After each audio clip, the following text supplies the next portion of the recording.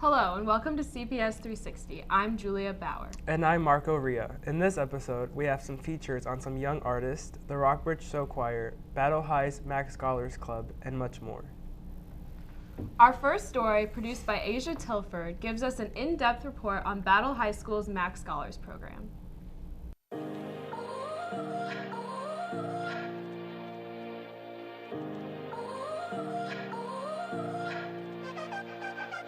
When you think about being a scholar, what comes to your mind?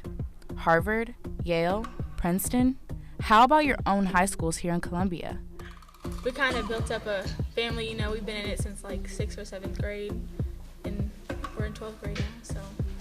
Mac Scholars is a club that supports minority groups. They give back to the community and strive to achieve excellence. Mac Scholars stand for Multicultural Achievement Committee.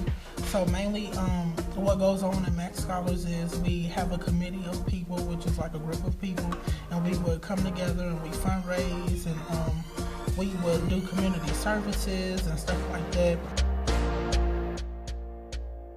This year they have a new sponsor who is more passionate and involved with the club than previous years. I'm the sponsor for Battle. Mr. Simmons plans on letting the kids and leaders of the club take control and run the program how they please. I've stressed this year to the kids that it's their program, so they make a lot of decisions. I'm just kind of there to kind of help them with logistical stuff or to help kind of guide where they go and don't go. The seniors who lead Mac Scholars have really incorporated a family feel to the club to bring new members and previous members together. I may not talk to these people every day, but I can depend on them. If I need something or if I need to talk to somebody about something, or I need help in school, they're always there. Community service and fundraising is a big part of what Mac Scholars is known for. We have about 3 fundraisers and community service all at one time next month. Mac Scholars is always open for anyone who feels like they aren't welcome and needs a place to fit in and make friends at the same time. We're the people who do organizations to let other people know that it's okay to be different or be a minority. Nice job, Asia. Moving on to some fine arts, the Rockbridge Show Choir season is in full swing. Madison Wright brings us a feature on their opening night premiere. On a Thursday night this January, the Rockbridge Show Choir premiered their new shows. Proud parents, close friends, and supportive students began filtering into the auditorium around 8 o'clock. But a hush fell over the crowd as the lights went down. First, the all-girls show choir, Satin and Lace, performed their show, Mississippi Showboat, featuring the songs Waitin' on Robert E. Lee, Riverside, and Loving That Man of Mine.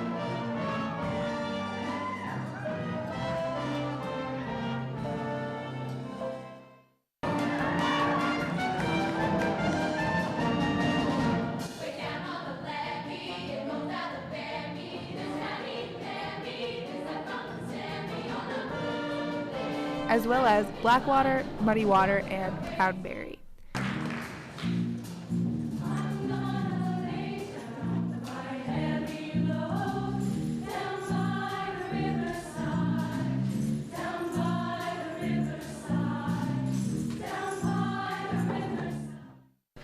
Then, in intermission, Mr. Pearson, the choir director, described the process of developing their shows before City Lights performed the final act.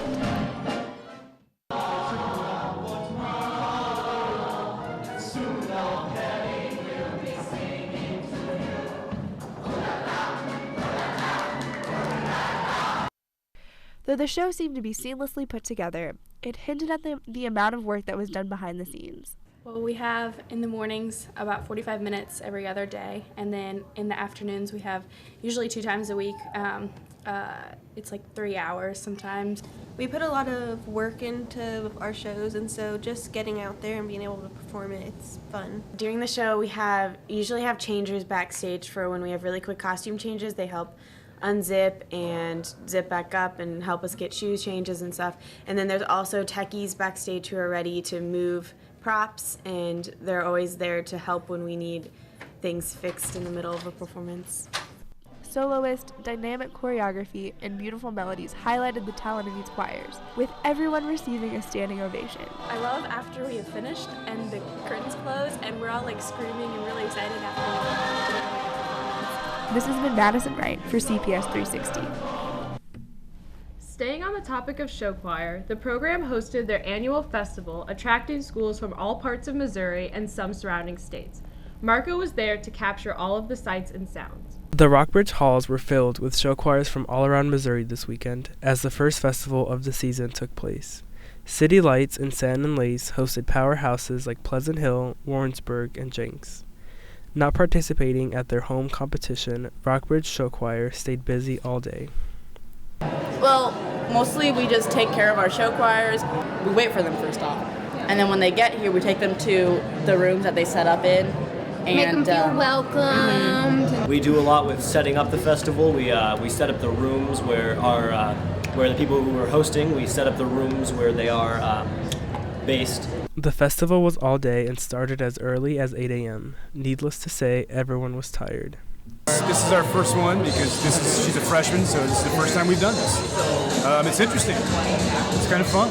Other schools were excited to finally begin the show choir competition season.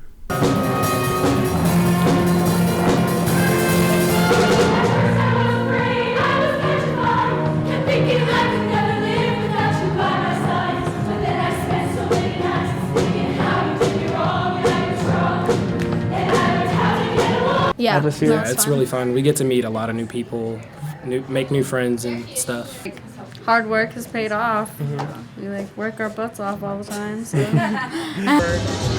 I have been sitting around watching choirs for about 10 hours now, possibly 11. So yeah, that's basically what I've been doing. Everything went smooth, and City Lights closed the day with their An American in Paris performance that would win them first place the following week.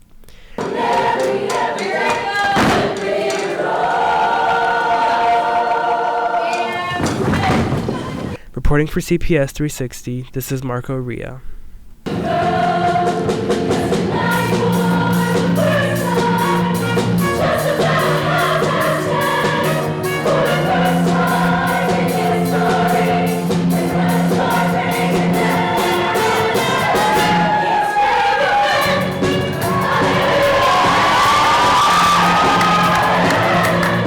Wow, Rockbridge Show Choir is so good this year. Yeah, they have good competition this year. They were all really good.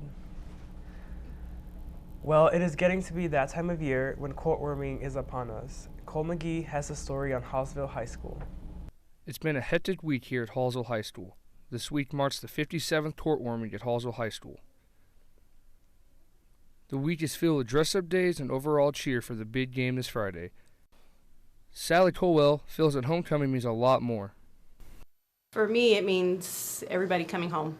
It's growing up here, it was homecoming. But since we've added football, and so now it's court warming, but it's just a chance for all the alumni to come home. Throughout the school, you will see a wide variety of signs marking the daily dress-up days. The week is about coming together, but there is also a competitive side to the week. The classes compete for bragging rights with the dress-up days, but besides the game, the biggest part of court warming is definitely the skit.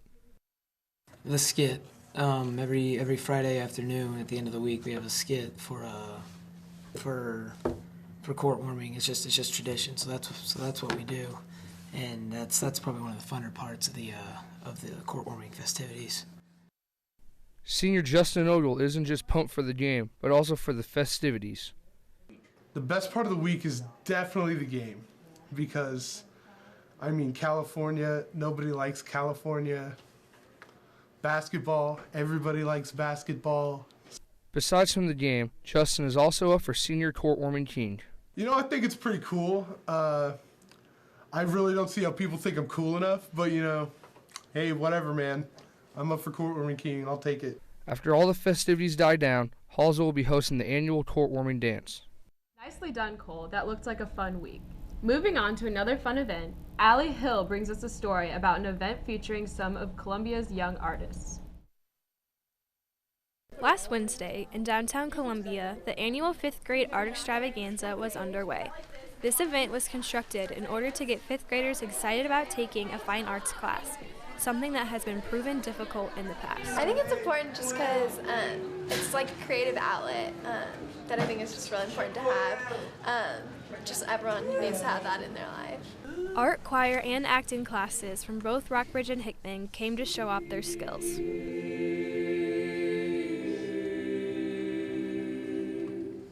I believe it's important for kids to have a creative outlet, whether that's through visual art or a different fine art form.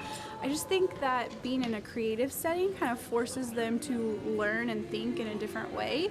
And so it's important for them to use different capacities of their brain that they might not be accessing in other classroom settings. Less and less kids are taking art classes in the district, so CPS had to come up with a fun and effective way to get kids to take the classes.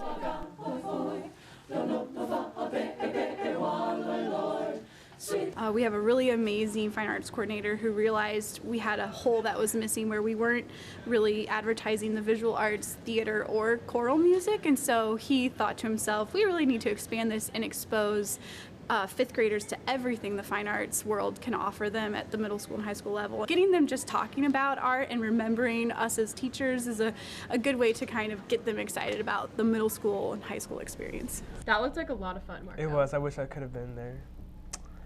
With our last story, Tate Nickelberry brings us a feature on an after-school program that helps student athletes achieve their goals. In Latin, core means heart. But to these young athletes of Columbia, core is like a second home to them. Athletes from all 3 high schools come to core to get the tutoring they need to become eligible to play sports at the college level. What separates core from all the other tutoring places in Columbia is the sense of hospitality the kids get from going. Angie Azani is the founder, and she really emphasizes that core should be about family as much as it is about studying. Well, core wouldn't be what it is without relationships. So there's a lot of really great tutoring programs around town that anyone could go to and get some really great academic help. But the reason I think that guys keep coming back to core is because of the relational side of it. Core has not only built the relationships of the volunteers and the kids, but those of athletes amongst themselves. Those type of relationships have been a part of why senior Bryce Banks has been coming to core for the past 4 years. Everybody comes to core, really. The guys from the football team who I interacted with the most, and it just made our bond stronger in the classroom, and it made our bond stronger on the football field too. While providing a second home to a lot of these young athletes, core doesn't lose sight of the academic side of it. Since coming to core, freshman Nate Pete has seen an impact on his study habits. In 8th grade, my grades weren't so good. I didn't really have somewhere to go, somewhere to focus on my studies and all that. But ever since I came to high school and coming to core, my grades have improved. I've had people to help me with my stuff. I can actually go to people for help. This has been King Finesse with CPS 360. Look at this boy! He's ugly! What a great resource for students right here in Columbia. Yeah. Well, that's all the news this show. Thanks for watching, and stay tuned for CPS 360 Sports. I'm Julia Bauer. And I'm Marco Rea.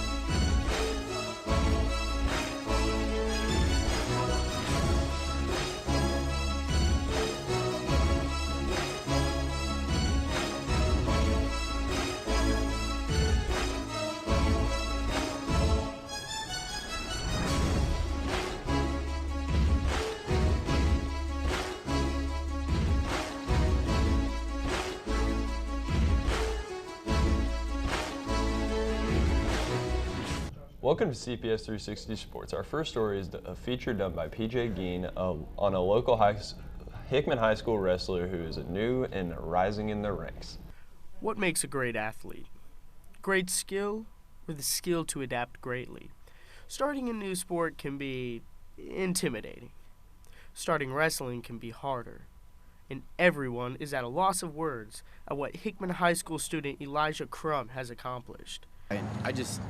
It baffles me. I mean, it's amazing. Just that he has that natural ability. Like, I don't know. I just can't get across to people how crazy it is that someone can just go from wrestling 2 or 3 months and be ranked in the state. Like, it takes a lot of raw and natural talent. Elijah's really impressed me with this. The pressure and the work didn't make Elijah Crum shy away. A man made of steel who thoroughly hates to lose. Elijah is an extremely strong and physically strong and strong-willed kid. Doesn't like to lose, so that kind of helps us out a lot when he's helps him out a lot when he's on the mat. And then secondly, it helps in regards to when he's in here in the room. He really wants to learn and he wants to work hard. Crum has been only wrestling for 2 months and is ranked 6th in the state. But defending your position is never easy. Crum had to defend his title against 8th-ranked Toccoa Sage out of Jeff City. After a long 6 minutes, the match had to go into overtime. Elijah said to himself, "Do or die." 10 seconds left. Let's not go into the 7th period overtime again. So I was like, hey, you got to do or die right now. Using a devastating throw to capitalize on the win, he came up with the win. Time can only tell what other great feats lie in his path. Sticking with wrestling, Julia Bauer brings us Rockbridge Wrestling and Rockbridge Girls Basketball. Rockbridge Wrestling competed in a tri-duel this past week against Rockhurst and Troy.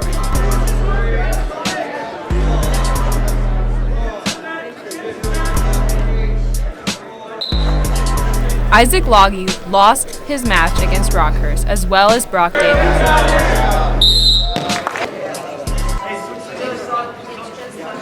Basically, he's choking Isaac right now, so that's why he's still 106. That's the wrong person. The Bruins lost a tough match to Rockhurst, but recovered with a big win over Troy. Good job, Cameron. Rockbridge girls basketball took on crosstown rivals Hickman this past week in a slow-paced, low-scoring battle. Here's Hickman Danny Nichols with the steal that wasn't converted. The game was tied 4-4 after the first quarter. Peyton McAllister sliding through with the easy layup. Bruins led after the second quarter.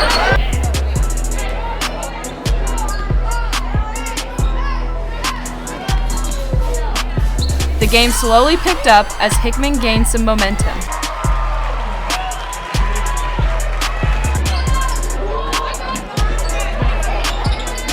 Nigel White with the backhand layup. Hickman won 30-28. We now move to the college court where Liam Mitchell brings us highlights from Columbia College. There was a doubleheader at Southwell Complex Thursday night as both Columbia College men's and women's played back-to-back. First, we start off with the Lady Cougars as they try to maintain their top 25 ranking against Harris Stowe Hornets. The game started as a close one as the 3 seniors for the Cougars, Kayana Pearson, Corey Hamilton, and Petrolina Chalaka were making plays and taking names. But after Harris Stowe's slow first half, they climbed back to the lead with some contributions from sophomore Alicia Sutton and senior Monet Riley. But the Hornets of Harris Stowe could not fend off the senior from California, as she finishes with 23 and a 73-64 win by the Cougars. On the men's side, as legendary coach Bob Buford and the Columbia College Cougars take on Harris Stowe Hornets. The Cougars got off to a fast start with buckets by Nick Reynolds, Chantel Stanchio, and Jackson Dubinsky. After a strong first half, the Cougars blew the lead and gave Harris Stowe the lead in the second half, but the Cougars were fortunate enough to send the game to overtime. This became a close one as they went into 2 overtimes, but key buckets from Zach Rockers and OT sealed the win, as the Cougars won 84-83. Our last segment tonight is about a story I produced about a Rockbridge track athlete who is working his way to a college scholarship.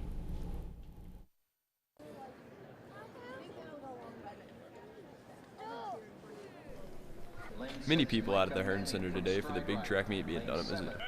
Many of the athletes participating must have extreme mental and physical preparation to be able to compete with some of the best track stars throughout the state.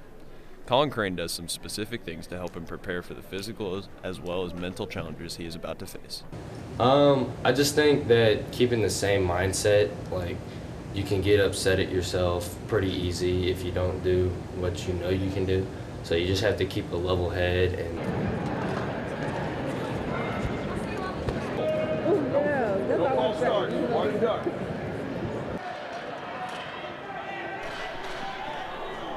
The intense preparation of the strenuous activity is matched by the great reward of the #1 spot. As track runner Colin Crane for Rockbridge gets ready to run a 60-meter dash, he watches the athletic competition in hopes to beat his fellow peers. The pressure of a very low 60 time is always in the back of his mind as he gets ready to start the beginning of the race. As he steps up to the starting position, Colin locks in and uses everything he has done for the preparation to try and win the race. Colin gets off to a hot start of the 60, keeping up with his fellow competitor Jace Talaferio. In the end, Colin comes up just short of the race with a 7.6 second time as Jace runs a 7.32.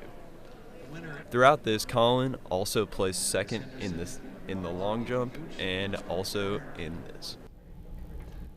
That's it for CPS 360 Sports. I'm Zach Beerup. Thanks for watching, and don't forget to subscribe to our YouTube channel, CPS 360, where you can find all of our shows and content. See you next time.